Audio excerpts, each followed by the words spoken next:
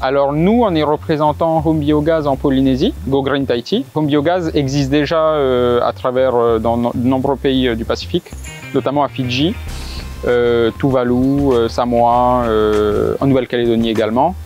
Et déjà là-bas, il y a énormément de formations qui se fait sur l'utilisation du biogaz, notamment dans les écoles, dans les associations, dans le milieu environnemental aussi. Donc c'est quelque chose qui se diffuse de plus en plus. Le biogaz existe depuis des décennies, de nombreuses années, mais en fait aujourd'hui c'est quelque chose avec des kits de ce type qui est devenu facile d'accès et clé en main en fait. Il n'y a pas besoin de faire des travaux chez soi, c'est quelque chose, le kit et le montage il se fait en 1h30 et puis en plus c'est super ludique, c'est très facile, c'est vraiment une solution clé en main quoi. Donc c'est un kit qui permet d'être indépendant en gaz, donc de créer son propre gaz à partir de nos biodéchets. Donc les déchets de cuisine, les épluchures de légumes, déchets de poisson, déchets de viande, les restes de maha en général. Tout ce qui est organique, ça peut être les excréments d'animaux. Donc s'il y a des cochons, des vaches à la maison, près de la maison, ou de chevaux, de chiens aussi. On va éviter, comme pour le composteur, on va éviter tout ce qui est acide, donc les citrons, les agrumes de manière générale. On va pas mettre tout ce qui est végétal, c'est-à-dire herbes, branches, racines. Oui, c'est pas un composteur. C'est pas un composteur, c'est un biodigesteur. Donc tout ce qui est organique mais pas végétal. Voilà. On va éviter aussi tout ce qui est noyau.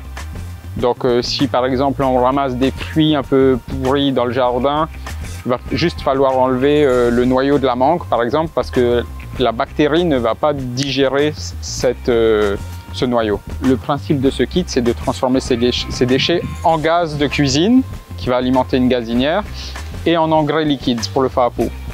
Du coup, ça nous permet demain de devenir complètement indépendants en gaz et de produire nous-mêmes notre propre gaz. Donc surtout, on pense notamment aux îles les plus éloignées qui ont parfois des problèmes d'approvisionnement ou de livraison. Donc demain, elles seront capables d'être indépendantes en gaz. Tout ce qui est organique va en fait se décomposer à l'intérieur du méthaniseur, va être digéré par une bactérie qui va du coup produire du méthane.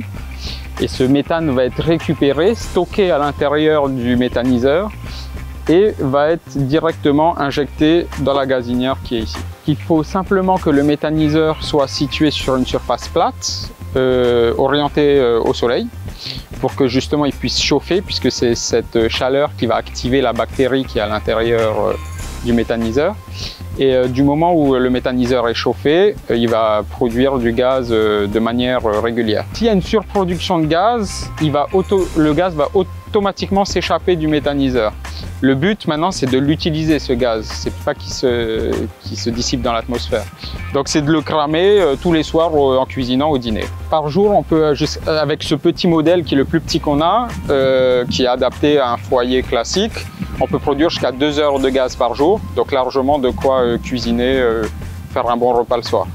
Et ensuite, on a des plus gros kits qui vont être destinés peut-être à des pensions de famille, des cantines. On pense aussi des gens qui produisent beaucoup de déchets parce que justement, il peut accueillir un volume de déchets plus conséquent. Donc c'est des méthaniseurs qui peuvent produire jusqu'à 6 heures de gaz par jour. Du coup, ça c'est mes restes de nourriture d'hier. Hop, on les met et on les pousse à l'intérieur avec la petite poussette qui est là. Hop, et c'est hermétique. Donc il n'y a pas d'odeur qui ressortent et il n'y a pas de mouches ni de vers. Et si tu veux, sur le dessus, on a mis des petits sacs de sable à l'intérieur de ces poches qui exercent une pression et qui permettent d'envoyer le gaz directement dans le tuyau. Donc c'est du gaz à basse pression. Donc il ne peut pas y avoir une distance de 1 km entre le méthaniseur et la gazinière pour respecter une distance d'environ 20 mètres. C'est la petite contrainte qu'il y a. Pour t'expliquer le fonctionnement de base, on va créer un lit bactérien avec du fumier. Donc on va mélanger du fumier et de l'eau. On va remplir le méthaniseur qui est là. Pendant 3 semaines, il va y avoir une phase d'activation du lit bactérien. Et au bout de ces 3 semaines seulement, on va commencer à nourrir les bactéries qui sont à l'intérieur et qui vont produire du gaz. Tant que la bactérie est alimentée, elle va se multiplier et créer un environnement où elle sera contente. Et du coup, si on arrête de la nourrir, forcément, elle ne va plus produire de gaz. Donc là, il faudra repartir sur un nouveau lit bactérien, donc rajouter du fumier, une quantité de fumier pour réactiver le méthaniseur. On se rend compte quand on commence à mettre tous ces déchets de cuisine dans un seau et de voir la quantité de déchets qu'on produit au quotidien, qui est de plusieurs kilos par foyer sur la semaine. Donc on a largement de quoi alimenter un méthaniseur, il n'y a pas besoin d'avoir 100 kg de déchets pour produire du gaz. Pour te donner une idée, sur ce modèle de méthaniseur domestique, on peut mettre jusqu'à 4 kg de déchets quotidiens, maximum.